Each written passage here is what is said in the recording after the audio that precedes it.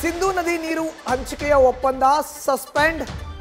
ಭಾರತಕ್ಕೆ ಮತ್ತೆ ಬೆದರಿಕೆ ಹಾಕಿದ ಪಾಕ್ ರಕ್ಷಣಾ ಸಚಿವ.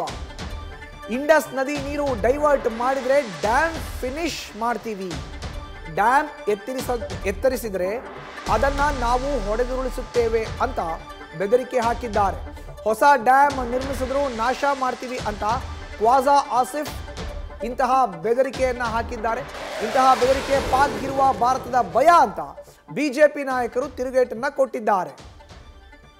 ಸಿಂಧೂ ನದಿ ನೀರನ್ನೇನಾದರೂ ಅದರ ಹಂಚಿಕೆಯ ಒಪ್ಪಂದ ನೀವು ಸಸ್ಪೆಂಡ್ ಮಾಡಿ ಈಗೇನು ಮಾಡಿದ್ದೀರಿ ಅದನ್ನು ಮುಂದುವರಿಸಿದ್ರೆ ನಾವೇನು ಮಾಡಬೇಕು ಅಂತ ಗೊತ್ತಿದೆ ಅಂತ ಭಾರತಕ್ಕೆ ಪಾಕಿಸ್ತಾನ ಸಚಿವ ಬೆದರಿಕೆಯನ್ನು ಹಾಕಿದ್ದಾರೆ.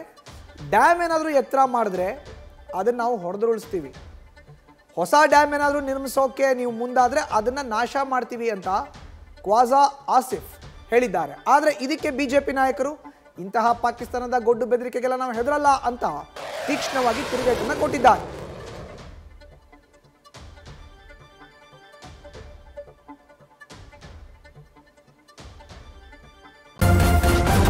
ನ್ಯೂಸ್ ಫಸ್ಟ್ ನಿರ್ಭೀತಿಯಿಂದ ನಿಮ್ಮ ಪರವಾಗಿ.